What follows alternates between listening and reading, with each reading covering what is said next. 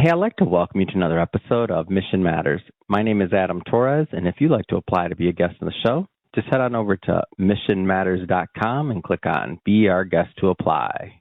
All right, so I have Kurt Ranka on the line, and he's managing principal over at Ducker Carlisle. Kurt, welcome to the show. Hi, Adam. Great to be with you. Thank you for the opportunity.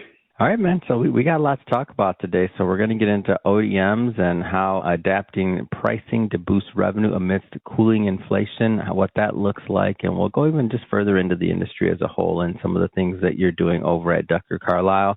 And just to get us kicked off here, actually, let's go further into Ducker Carlisle. So maybe you start off with the firm and exactly what you do. Yeah, thanks, Adam. It was a global consulting firm, 5 offices across the world, some of the major markets. And we specialize in consulting and merger and acquisition advisory. Historically, I've worked quite a bit within what we'll call the motor wheeled aftermarket area of the business. Mm-hmm. So that would be the parts and service side for companies, big original equipment manufacturers like a Toyota, like a General Motors, like a Honda, like a Subaru, and things of that nature. We also do in-house research and benchmarking. Primary mission for us is to optimize the business performance for our clients and help them accelerate growth. Mm-hmm. How did you get into this business originally? Like, where'd that start for you? Yeah, great question. I started back in 97 with a company called Anderson Consulting that has since migrated into Accenture. And coming out of college, it was a slow point in the economy and looking around for things to do, and decided that I was interested in the world of business consulting. So interviewed with Anderson, got into their Detroit office, and started working with automotive and industrial equipment companies here in the U.S. and abroad, and decided I really liked the work. It's project type work, so it's pretty fast paced, and there's a lot of variety to it. And so when did this is this a specialty, or is this just a piece of what's done at Ducker Carlisle, but working specifically with maybe OEMs? Is that a niche there, and there's other areas in the M&A side, or is that like the core that you focus on? So my core in the world would be automotive and industrial equipment, but at Ducker we have other industry verticals as well that we're quite strong in. For example, industrials, broader industrials, as well as building and construction verticals. And then we cover quite a bit on the private equity market as well. What are you keeping an eye on right now? What interests you? Right now, I'm really curious and keep an eye on the overall economy, what we're seeing with growth, with inflation, with spending patterns and things of that nature. And, of course, that kind of goes back to where do we see companies making investments right now? Where do they want to place their bets for growth and improvements to their businesses? How does this affect your day-to-day and what you're doing to help companies? Well, we got to keep a pretty keen eye on the overall inflation. I do a lot of work on the pricing and commercial side of the business. Inflation does factor into that. In terms of the prices that, really from twofold, the prices that you and I pay when we go to the grocery store or gas station, but as well as the prices that companies pay for their inputs to create the goods, the finished goods that you and I buy. And that's a great point. So like caught between these rising internal costs, right? Like the costs are going up and external pressure, pricing pressure. Talk about different models maybe, and how does maybe value-based pricing models, like how does that relate to OEMs and how it can work in terms of maintaining profitability? Yeah, interesting. And I'll get to the value pricing here. One of the, call it a dichotomy, paradox, but what we're seeing is overall, I think inflation is coming down. It's coming back down to more historical rates. So that would be measured in large part through the CPI, the Consumer Price Index. And we're seeing that coming back down, which is great. If you look at the Producer Price Index, so the prices that the companies pay for their goods and services to make the stuff that you and I buy, those are coming down, but they're not coming down at the same rate. So there's the bit of the paradox where you're hearing a lot about how inflation is coming down. And in fact, Fisher Investments has coined a phrase there, the inflation war has been fought and won. And I think that's creating a bit of a mindset for end customers, like, hey, prices should be coming down. Yet we're not really seeing that at the transaction level where we go grocery shopping and buy gas. Those prices are still kind of up. And they feel like they're going up more. I'm just saying this. It just feels like it. I don't know. It is not, but it feels like it. Go ahead. Yeah, you're right, Adam. And the way I think about that is the inflation index, which is a measure of how fast prices are rising. Mm-hmm. That index has come down. That rate of pace of increase has come way down since the peak years of 21, 22, and 23, where we saw that really extensive inflation. But since inflation is a rate of increase as an index, those prices are still going up. They're just going up at a lower rate than what they were back in 2021 through 2023. So our prices are still going up. I think you've hit the nail on the head. Is we hear inflation's coming down, which it is, but the rate of price increases is coming down. Prices are still increasing at the unit level. So that creates, I think, the perception out there for customers saying, hey, how come my prices at the grocery store aren't coming down? And that's a little bit of the answer is so the rate of increase at the grocery store is coming down, but the prices are still stabilized or going even up in some cases. So what we're doing, getting back to your question on value-based pricing, is now more than ever, we see is an opportunity for companies to put more sophistication, upgrade their pricing strategy. Yeah. It's manufacturers, I call the word OEM, original equipment manufacturer. The prevalence of fairly basic pricing, price strategy has been extensive in that industry. And when we think about how a lot of goods are priced, it's a basic cost plus formula. So what are my input costs? I put a margin on top of that, and that's what my price is. And what we see is, those costs are not a good indicator for what a market clearing price is, because you've got competitors out there, and they've got kind of their own cost structure that may be different than your cost structure. So they have a different market price. If you look at your own costs, your companies are buying from hundreds, could be thousands of different suppliers. Each supplier has different prices that they charge to the companies. And those purchasing contracts have a lot of variability. I may be buying 10,000 axle parts. I may be buying 1,000. I may be buying 50,000. So my cost per unit changes as well.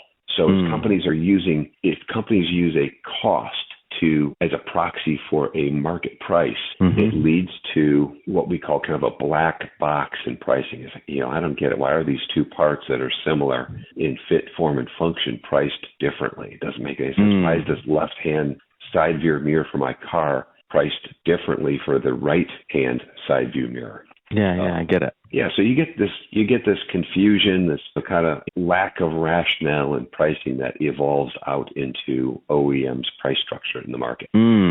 That's interesting. So how does this work? Like, how can OEMs operationalize this, or how does this become more systematized? Is that the right word? I don't know if it's even systematized, but maybe it's operationalized. How do they operationalize I think those are both great words for this, because, a one and done project is great and it will deliver some short-term results. Yeah. But to really impact change that project has to deliver a sustainable It's almost like change. Looking at the whole thing, at the whole system differently, huh? Yes.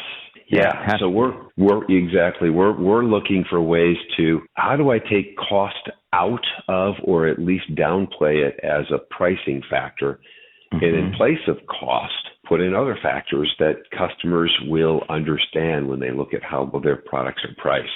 For example, the value, the features and attributes of the product itself can be important.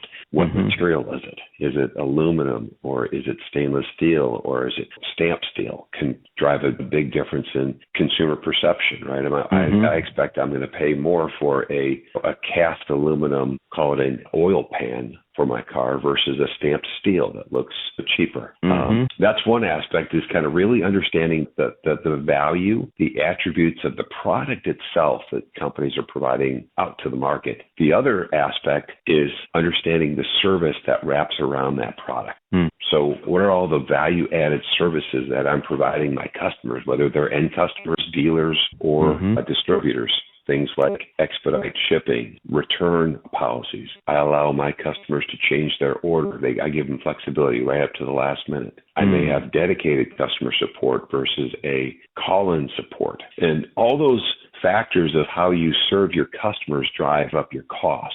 So our recommendation and our counsel point here is to really understand the product, the value drivers for the product you're providing to your customers, but also all those services. So in those service costs, add up. So understand the service costs that you incur to service and do a good job providing your product to your customers and pricing for those as well. And really, if you're looking at this versus the competition, you're kind of trying to get yourself to be viewed maybe a little bit less of a commodity in that space, or for whatever that particular product is. Am I off on that? Like you're trying to differentiate yourself? You're right on. And the cost, that one of the hazards, the pitfalls of cost plus pricing is it really, lets it become that you are a commodity as perceived by your customers.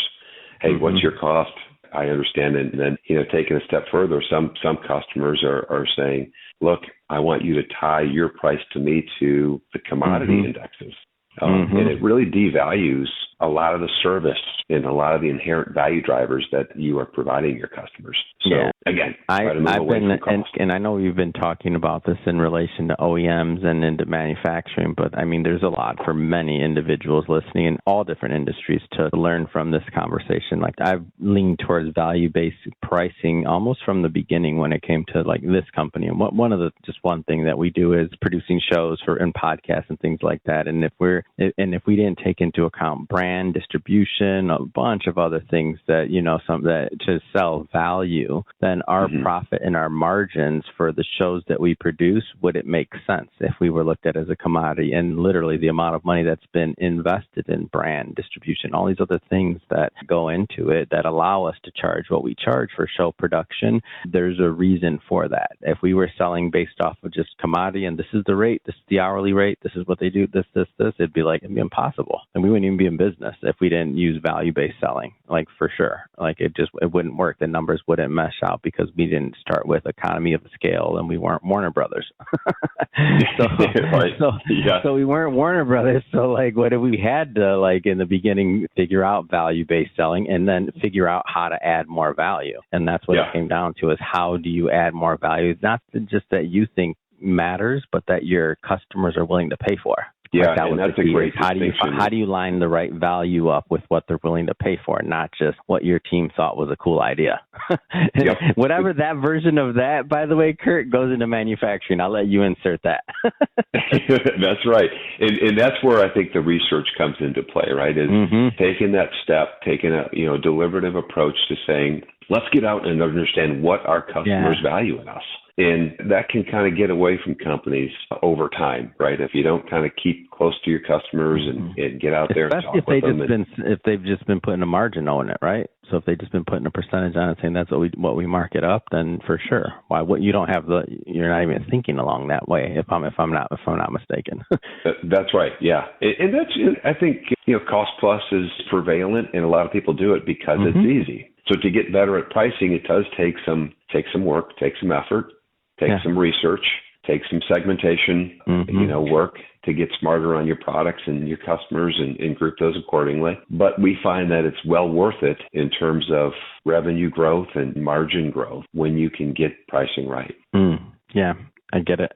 Kurt, this has been great. Really appreciate you coming on the show and really having this conversation. I've learned a lot. I'm sure my audience has learned a lot as well. That being said, if people want to learn more about Ducker Carlisle in general or follow your work or you, how do they do that? Yeah, thanks, Adam. We've got a website, duckercarlisle.com, so it's a fairly easy website to get out to, take a look, and understand the scope of services that we provide. And then I am pretty active on LinkedIn under Kurt Ranka, and would be happy to get connected with any of your guests who want to talk more. Fantastic. And for everybody listening, just so you know, we'll definitely put some links in the show notes so you can just click on the links and head right on over. And speaking of the audience, if this is your first time with Mission Matters and you haven't done it yet, hit that subscribe or follow button. This is a daily show. Each and every day we're bringing you new content, new ideas, and hopefully new inspiration to help you along the way on your journey as well. So again, hit that subscribe or follow button. And Kurt, thanks again for coming on. Thank you very much, Adam.